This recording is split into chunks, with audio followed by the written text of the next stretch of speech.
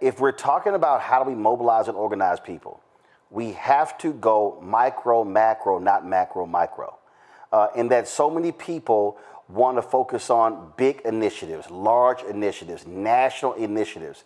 But what we're seeing in Texas, what we're seeing in all these other places is what happens when you have state boards of elections, when you have local elections, you have state reps, state senate, gubernatorial, the state legislatures, the state Supreme Court, whatever. And I think, too often that's what the focus has been. And so what I keep saying to people, think small.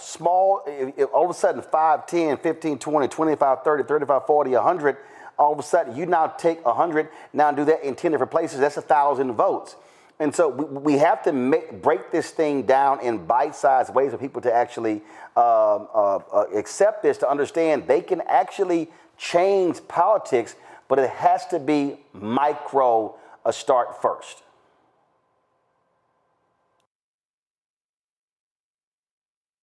You're muted. You're muted.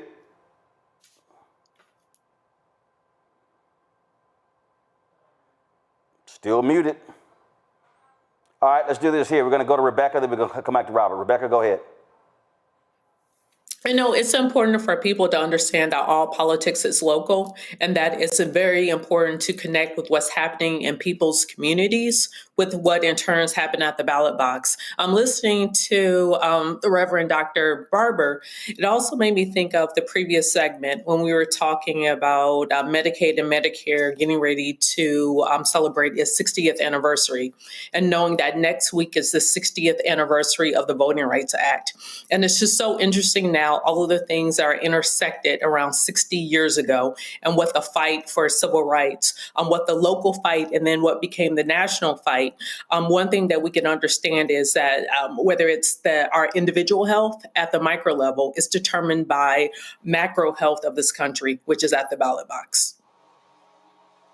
Robert, we have you now. Yeah, and Roland, just kind of piggybacking off of what Rebecca said, we absolutely took our finger off the trigger. We took our eye off the ball after 2008, and that's when the Democratic Party decided that they would invest everything on the federal level. They would send everything to Obama for America. It was so important to keep the presidency, to keep the Senate, that they forgot about grassroots efforts. After that, for the next decade or so, we lost 1,044 races on the state and local level. After Obama came to power, because they stopped investing in those little races. And that's how they built this MAGA movement from the ground up in the course of about 10 years, which means that on this outside of that, we can do the exact same thing. For the last few weeks, I've been going through the MLK files since they came out, just seeing what they released to what we can find. And I want more people to start reading through and understanding what people were doing 60 and 70 years ago in church basements with telephones and without the internet, meeting individuals in PTA halls, talking to your neighbors. They were able to literally change the entire arc of the moral universe just by connecting on those small levels with the people around them and deciding that enough was enough. If they can do that, there's no excuse for our generation to drop the ball and let things roll backwards on our watch, simply because we did not put the work in to organize people on the ground. Absolutely, and those were decisions that actually made, and I remember 3 individuals, Paul Bagaya, James Carville, Rahm Emanuel, did not want Howard Dean to remain as DNC chair because they wanted to focus on national races, and they convinced Obama to get rid of him when Dean kept talking about a 50-state strategy. That, to me, was an absolutely dumb decision by President Obama to do that. And you're absolutely right. Everything about being about Obama for America had also just basically caused the DNC to be completely gutted. And so you saw the results of that. And so, but what I want our people to understand is what I'm talking about here is not a political party. What I'm talking about is black grassroots. What we can do to mobilize and organize our community and ourselves. And I'm telling you, as long as we keep sitting out elections, we are making MAGA's job easy. And we should be making their job hard. They are attacking black people. They are attacking the black agenda. They want to defund black America politically and economically. And for all of y'all people, and I'm going to say it right now, and I don't care, y'all need to stop listening to Umar Johnson. Y'all need to stop listening to Tariq Nasheed. Y'all need to stop listening to all of these fools, the Boyce Watkins of the world, all of them, who tell you voting doesn't matter. Because they're liars. Because you are seeing what happens when people do vote. And you're seeing public policy.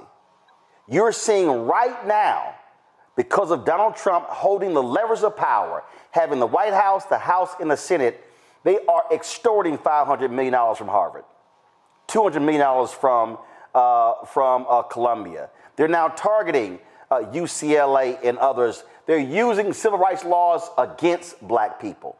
Now, some of y'all might say, well, that's Harvard, that's Columbia, that's UCLA, but they're targeting the black people in Lowndes County who had sewage in their lines, sewage in their yards. They're targeting the HUD lawsuits as well. They're letting millionaires, the guy with Fatburger gave a big donation, Donald Trump, they canceled the $47 million lawsuit against him. These things are happening before our very eyes. So anybody black, and I'm going to say this before I go, because I go to break, come to my next story. You have never seen white folk say, don't vote. You don't get nothing for that. So why in the hell would you listen to somebody black telling you that? Every single thing in our society, I don't care whether y'all like it or not, impacts by politics. Take your pick. Take your pick. Your interest rates on your car in your house, that's politics. That's the Fed. The whole deal with credit reports, yep, politics. I can go on and on and on. So we would be stupid to listen to anybody who tells us don't vote. I'm not saying that is the be-all to end-all, but I can tell you this here. We're seeing right now what happens when evil is in control of our politics. And he's going to be there for at least the next 3.5 years. You better buckle up because it's real. Hello, I'm Isaac Hayes III, founder and CEO of Fanbase. Listen to what I'm about to tell you.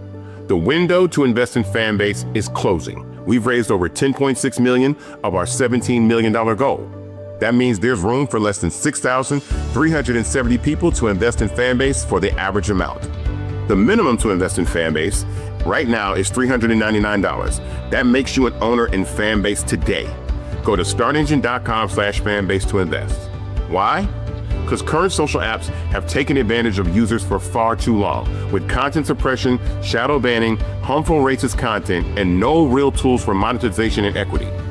Fanbase has over 1.4 million users and counting, allowing anyone to reach all their following and monetize their content from day one. Social media is the new TV, and whoever owns the apps that distribute that content have the opportunity to own potential billion-dollar companies. While big platforms with uncertain futures are failing to serve their users, Fanbase is stepping up to fill the gap. Don't wait until it's too late. Invest now, invest for yourself and your future. Go to startengine.com/fanbase and own the next generation of social media.